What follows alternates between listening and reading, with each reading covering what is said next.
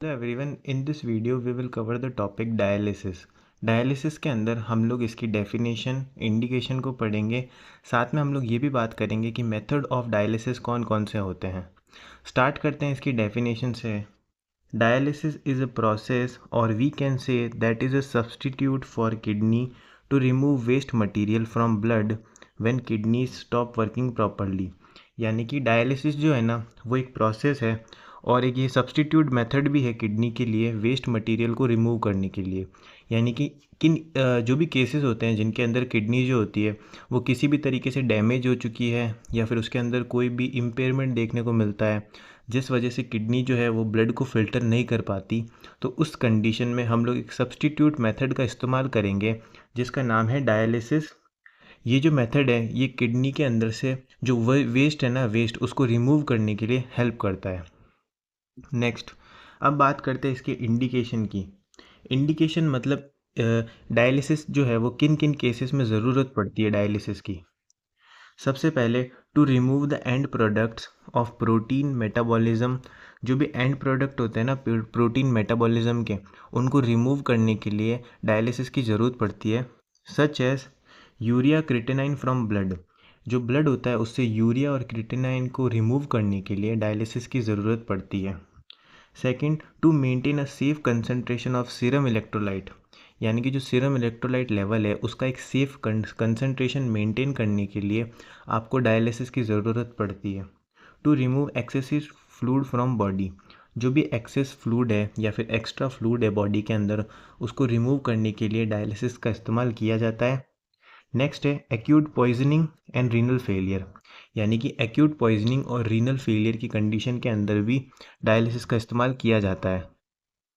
Next, अब हम लोग बात करेंगे मेथड ऑफ डायलिसिस के बारे में। डायलिसिस के दो मेथड होते हैं, hemodialysis and peritoneal dialysis. First है हीमोडायलिसिस। अगर हम बात करेंगे हीमोडायलिसिस के बारे में, it is a form of dialysis in which blood from kidney या from body is continuously passed through a dialyzer machine to remove waste product from blood. यानी कि इस कंडीशन के अंदर या फिर हीमोडायलिसिस के अंदर क्या होता है ना, कि जो ब्लड होता है ना उसको कंटिन्यूसली पास कराते हैं एक डायलाइज़र मशीन के थ्रू, ताकि वो डायलाइज़र मशीन क्या करती है ना, रिमूव करती है वेस्ट प्रोडक्ट को ब्लड से। Haemodialysis is a process of cleaning blood of accumulation waste product. यानी कि जो ब्लड होता है ना, जब उसके अंदर वेस्ट प्रोडक्ट का एक्यूमुलेशन इंक्रीज़ हो जाता है तो डायलिसिस किया जाता है या फिर हीमोडायलिसिस यहाँ पर किया जाता है ब्लड को फ़िल्टर करने के लिए। It is done for patient with and stage of renal disease. यानी कि जब क्रोनिक रीनल फेलियर या फिर and stage of renal disease की कंडीशन होती है, इस कंडीशन के अंदर हम लोग हीमोडायलिसिस को इस्तेमाल करते हैं acutely ill patient who required short term dialysis. यानी कि जिन पेशेंट को शॉर्ट टर्म डायलिसिस की ज़रूरत है उन कंडीशन में हम लोग हीमोडायलिसिस को परफॉर्म करते हैं। It should be done 3 times a week. ये जनरली एक वीक में 3 टाइम्स किया जाता है। One dialysis takes 4 to 6 hour. एक डायलिसिस जो होता है ना, हीमोडायलिसिस, वो 4 से 6 घंटे तक कंज्यूम करता है। It normally done in health care centre. ये नॉर्मली हेल्थ केयर सेंटर्स के अंदर ही करवाया जाता है। अगर हम लोग बात करेंगे प्रोसीजर की, तो क्या प्रोसीजर होता है हीमोडायलिसिस का, उसकी हम यहाँ पर बात करेंगे। First of all, a surgeon make a vascular assess. यानी कि सबसे पहले क्या होता है ना, कि वेस्कुलर असेस सर्जन बनाता है इन पेशेंट्स बॉडी, पेशेंट्स की बॉडी के अंदर। For dialysis, 2 needle inserted into skin. 2 needle जो होती है वो इंसर्ट करी जाती है स्किन के अंदर डायलिसिस के जो भी प्रोसीजर है उसके through. One is for removing blood. एक नीडल जो होती है वो इंसर्ट की जाती है ब्लड को रिमूव करने के लिए from body. And second one is for receiving filter blood from dialyser machine. और जो सेकेंड नीडल होती है ना, वो डायलाइज़र मशीन से जो भी फिल्टर ब्लड है उसको वापस लेके आती है ह्यूमन बॉडी के अंदर।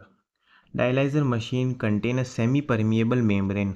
जो डायलाइज़र मशीन होती है ना, उसके अंदर एक सेमी परमिएबल मेम्ब्रेन होती है which removes waste product from blood, जो कि ब्लड से वेस्ट प्रोडक्ट को रिमूव करती है और ब्लड को फिल्टर करके वापस से बॉडी के अंदर पहुंचाती है।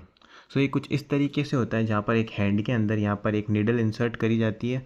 इस तरीके से यहाँ पर डायलाइज़र मशीन देखने को मिलती है और एक वापस से यहाँ पर जो ब्लड है, फिल्टर ब्लड, वो एक वैस्कुलर असेस के द्वारा पेशेंट को एडमिनिस्टर किया जाता है। अब हम लोग बात करते हैं कॉम्प्लिकेशन की। सो हीमोडायलिसिस के अंदर क्या क्या कॉम्प्लिकेशन देखने को मिल सकते हैं। इन्फेक्शन हो सकता है पेशेंट को, हाइपोटेंशन या शॉक हो सकता है, loss of blood, ischaemia, haemorrhage और एयर एम्बोलिज्म यहाँ पर देखने को मिलता है। इसके अलावा कार्डिक डिसरिथमिया भी देखने को मिलता है और ब्लड लीकेज भी यहाँ पर देखने को मिलता है। सो ये था हीमोडायलिसिस। अब हम लोग बात करेंगे पेरिटोनियल डायलिसिस के बारे में। सो पेरिटोनियल डायलिसिस के बाद अगर हम बात करें, it is another form of dialysis, यानी कि एक अनदर फॉर्म है डायलिसिस की, in which peritoneal layer abdomen work as a semi permeable to remove toxins and waste material from blood. इस कंडीशन के अंदर क्या होता है ना, या फिर इस प्रोसीजर के अंदर क्या होता है कि जो सेमी परमिएबल मेम्ब्रेन की तरह काम करती है पेरिटोनियल लेयर, और जो ब्लड से जो भी वेस्ट प्रोडक्ट है उनको रिमूव किया जाता है। अब हम लोग बात करेंगे पेरिटोनियल डायलिसिस के एडवांटेज के बारे में compare to haemodialysis. So peritoneal dialysis के अंदर कोई भी मशीनरी की नीड नहीं होती, इलेक्ट्रिसिटी की नीड नहीं होती है, less dietary and fluid restrictions. इसके अंदर जो डाइटरी और फ्लूइड रेस्ट्रिक्शंस होते हैं ना, वो कंपेयरली कम होते हैं हीमोडायलिसिस के। इन दिस केस, इस केस के अंदर डायबिटीज़ मेलाइटस, यानी कि डायबिटीज़ मेलाइटस के केस के अंदर इंसुलिन को डायलसेट के अंदर हम लोग मिक्स कर सकते हैं और ट्रांसफ़र कर सकते हैं पेशेंट की बॉडी के अंदर। एंटीबायोटिक्स भी यहाँ पर ऐड की जा सकती है और इजीली मेंटेनेबल होता है हमारे पास पेरिटोनियल डायलिसिस। नेक्स्ट अब बात करते हैं इसके प्रोसीजर की।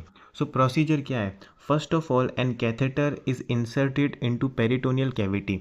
सबसे पहले पेरिटोनियल कैविटी के अंदर एक कैथेटर को इंसर्ट करता है सर्जन। ड्यूरिंग डायलिसिस के दौरान a bag is raise to a shoulder level. एक जो बैग होता है ना, उसको शोल्डर लेवल से ऊपर की तरफ क्या बोलते हैं, प्लेस कर दिया जाता है या फिर उसको पकड़ के रखा जाता है, विच कंटेन डायलसेट सॉल्यूशन, जो कि डायलाइसेट सॉल्यूशन जो होता है कंटेन करता है।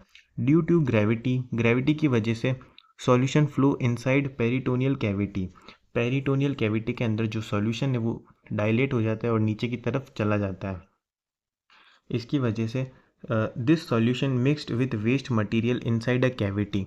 जो भी कैविटी है, पेरिटोनियल कैविटी, उसके अंदर जो भी वेस्ट मटेरियल है उसके साथ मिक्स हो जाता है 4 से 6 घंटे के अंदर। आफ्टर 4 to 6 आवर्स, 4 से 6 घंटे के बाद, दिस सॉल्यूशन इज़ ड्रेन्ड और removed in a drainage bag. 4 से 6 घंटे के बाद जो भी सॉल्यूशन है उसको ड्रेन कर लिया जाता है एक ड्रेनेज बैग के अंदर, और इस प्रोसीजर की हेल्प से जो किडनी है उसका जो भी ब्लड है वो फ़िल्टर कर लिया जाता है। सो जैसा कि इस इमेज में बता रहे हैं, सबसे पहले यहाँ पर हमारे पास डायलिसिस का सॉल्यूशन होता है जिसको पेरिटोनियल कैविटी के अंदर इंसर्ट किया जाता है। उसके बाद 4 से 6 घंटे बाद जब ये कैविटी के अंदर मिक्स हो जाता है, इसको वापस से ड्रेन कर लिया जाता है एक बैग के अंदर, और इस प्रोसेस को हम लोग बोलते हैं पेरिटोनियल डायलिसिस। अब हम बात करते हैं कॉम्प्लिकेशन की। सो क्या क्या कॉम्प्लिकेशन देखने को मिल सकते हैं पेरिटोनियल डायलिसिस के। फर्स्ट है पेरिटोनाइटिस, जिसमें पेरिटोनियल लेयर का इन्फ्लामेशन हो जाता है। ऑब्स्ट्रक्शन और leakage because of catheter, catheter लगाने की वजह से कोई भी ऑब्स्ट्रक्शन और लीकेज देखने को मिल सकता है। ब्लीडिंग एट कैथेटर साइट, जहाँ पर कैथेटर को लगाया था उस साइट पर ब्लीडिंग देखने को मिल सकती है। हर्निया का फॉर्मेशन देखने को मिल सकता है। इंटरनल ब्लीडिंग देखने को मिल सकती है और डायलिसिस के दौरान पेन देखने को मिल सकता है पेशेंट को। अब हम लोग बात करेंगे डायलिसिस के अंदर नर्सिंग मैनेजमेंट या फिर रोल ऑफ नर्स क्या क्या होता है। Take complete history and look closely for risk factors. जो भी रिस्क फैक्टर्स हैं ना, उनको क्लोजली ऑब्जर्व करना है और पेशेंट की हिस्ट्री को कम्प्लीटली ऑब्जर्व करना है। Explain the patient about the procedure and it's outcome. जो भी प्रोसीजर है और उसका आउटकम है उसके बारे में पेशेंट को अच्छे से क्लियर करना है। The abdomen is shaved and prepared.